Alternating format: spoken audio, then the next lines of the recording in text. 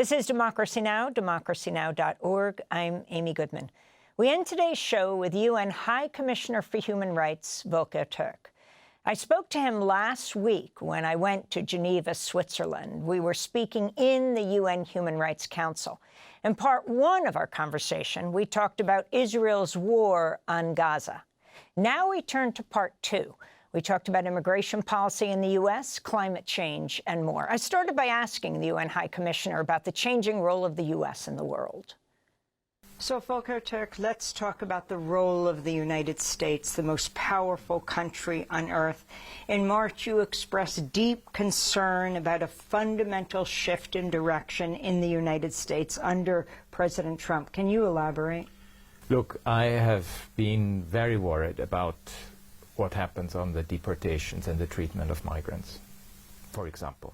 And I've been worried about it because I see also the vilification of migrants and refugees in the public debate. I lived in New York during COVID. I was every day grateful for the migrant workers that kept the city going in terms of making sure that the garbage is collected, that we get our food. I was actually at some stage wondering if they didn't work, what would happen to all of us? We might actually starve. And now I see the vilification of migrant workers. I see a debate that reminds me of times that we thought we had all overcome. And yes, that worries me because it polarizes and divides the society and it pits one group against the other. And that's not what I know the United States to be. The United States, for me, is a country that helped resettle refugees who were extremely vulnerable, who were persecuted. I remember when, in previous times, the highest number of refugees that came from war-torn countries were accepted and hosted in the United States. And I wish that this part of the United States comes out much more strongly in an environment that, frankly, is so divided. So let's talk about USID for a minute. In May, you expressed alarm over the Trump administration's use of a Salvadoran mega prison to detain immigrants without due process, potentially for life. Your office has received information from family members and lawyers regarding more than 100 Venezuelans believed to be held at USID. Can you talk about the men who have been shipped to this mega prison? So we were in touch with family members who didn't know where their loved ones were, which for us, of course, always raises the alarm bells when it comes to, are they missing, are they disappeared, what happened to them? And it is an obligation of the state when you engage in deportations to inform, to provide information. And frankly, the fact that it went to a third country and not to the country of origin after due process, because due process always has to be guaranteed, is a huge worry and a huge concern. We don't have, I wrote to the president of El Salvador about the conditions. We don't have access there. President Bukele, who called himself the coolest dictator in the world. Well, we wrote to him and we have engaged with the El Salvadorian authorities because, of course, there are human rights concerns that are attached to what's happening and we have not been able to have access. So, has he responded? No, he has not.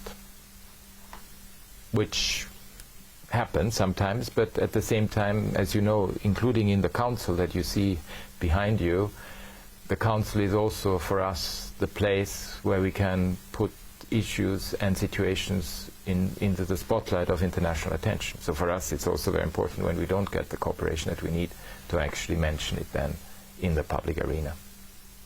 And he hasn't let you into that prison? We have not had access since that period. Talking about immigration, what's happening to immigrants in the United States, you urged U.S. authorities earlier this month to respect the right to peaceful assembly and refrain from using military force in the context of the huge protests around Trump's policies.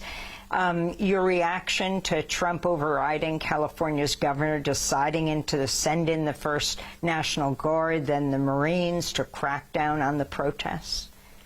Well, I made it absolutely clear before the Council that any militarized response to the freedom of peaceful assembly is absolutely not warranted when indeed you have peaceful assembly. That's a fundamental freedom. So I hope that it will come to a rethink of this type of approaches in the future, because we know what it means when you militarize responses to essentially law enforcement issues. But there is always the fundamental right of freedom of expression, of peaceful assembly, of solidarity with people who are vulnerable. And that needs to be respected. You once quoted the 20th century philosopher Antonio Gramsci, imprisoned by the Italian fascist Mussolini for 12 years till his death. You were making a comparison between fascism in Europe during early 20th century and the surge of populism and nationalism and xenophobia today. You quoted Gramsci saying, "The old world is dying and the new world struggles to be born. Now is the time of monsters." Who are the monsters today? The monsters today are the lack of solidarity and empathy and compassion that we see, unfortunately, reign not just in North America, but also in Europe, in other parts of the world. I mean, I just came from Sri Lanka, just to give you an example. After 16 years of when the war ended in a brutal way, I still see the ghosts of the past haunting the present. And it's as a result of fundamental divisions and polarizations and prejudice and racism that we saw what happened in the past. And I do think that the monsters of today is the absence of a public space where you can have a proper discussion, where you can agree to disagree, but you actually have a debate about challenges.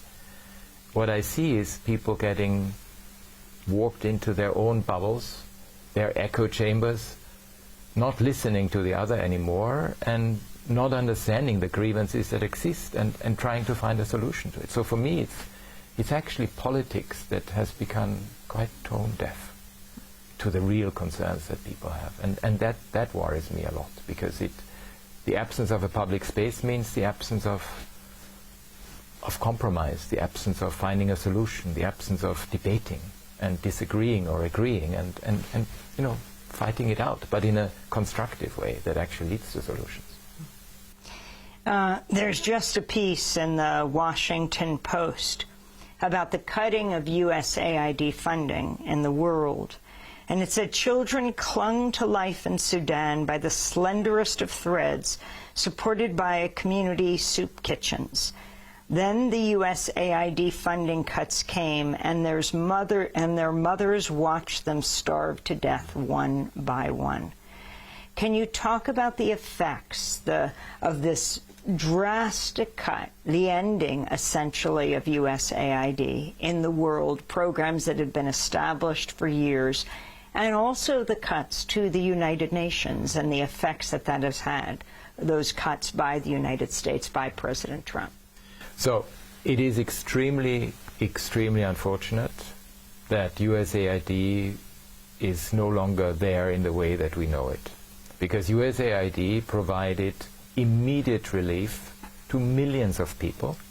It made sure that human rights NGOs at the grassroots level, for example, I've met many of them, are running out of funding and may no longer be able to be the fighters for freedom and justice.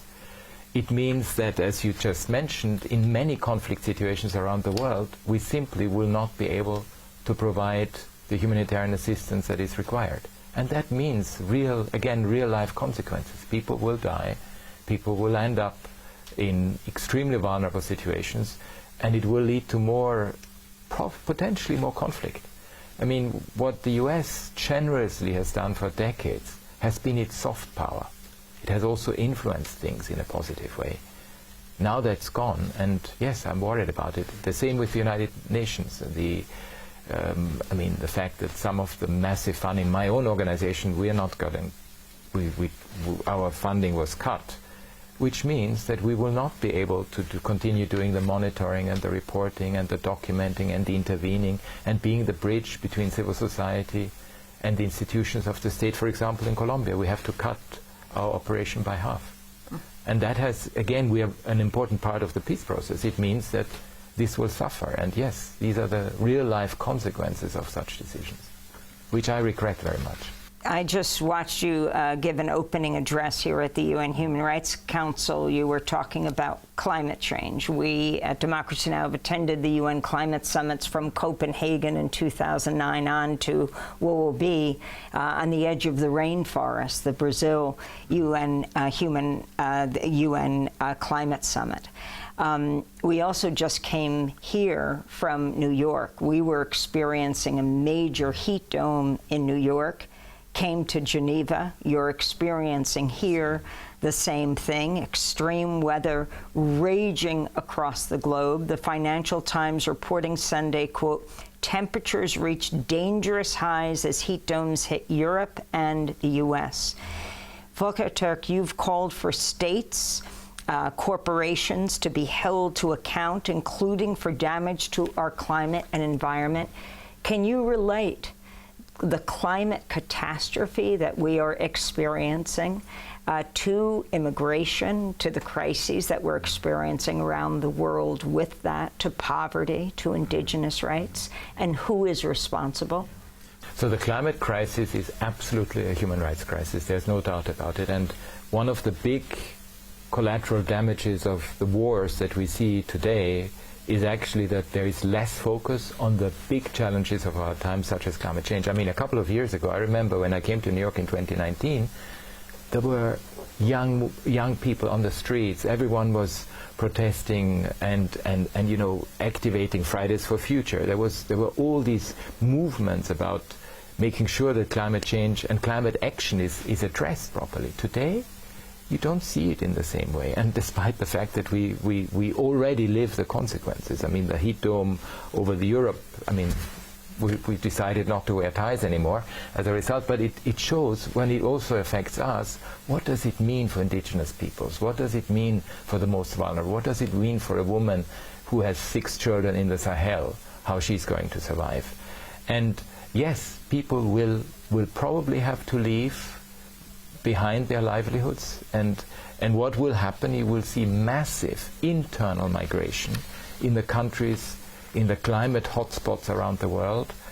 I don't think we should ever go into this that they will all come to Europe or the United States. They won't. They will try to survive in their own countries, but under abominable circumstances. So yes, the climate emergency is one of the big challenges of our time, and I hope that politicians refocus on it and spend their political capital and their political energy on trying to resolve it. And we have the solutions to it. Your response to President Trump, basically his mantra is drill, baby, drill? Well, renew energy, renew energy, renew energy, and let's get into a much better world. I mean, we know that the fossil fuel is not going to be the future. That's that's the past and even behind the past. So we absolutely need a rethink of all of these things. Just outside the UN Human Rights Council, right outside the main door in the hallway, the Council has agreed to the Sahrawi women building a haima, a tent, that is so familiar to the indigenous people of Western Sahara. They have fought for decades to organize a UN-backed referendum on independence. Volker Türk, I saw you a few years ago. You reiterated the right to self-determination when addressing the Sahrawi issue, calling for placing human rights at the heart of the issue. What's been the Security Council, the UN General Assembly's decisions regarding the issue of Western Sahara? Basically, we have decisions taken by the Security Council that have not been implemented. That's the fact of the matter, and occupied by Morocco since 1975. Exactly. So we have, and that's again one of those long, protracted situations where we haven't seen a resolution. On the human rights front, I've asked to send a mission there, but unfortunately, I have not been successful. Thanks for watching Democracy Now! On YouTube. Subscribe to the channel and turn on notifications to make sure you never miss a video. And for more of our audience-supported journalism, go to democracynow.org, where you can download our news app, sign up for our newsletter, subscribe to the daily podcast, and so much more.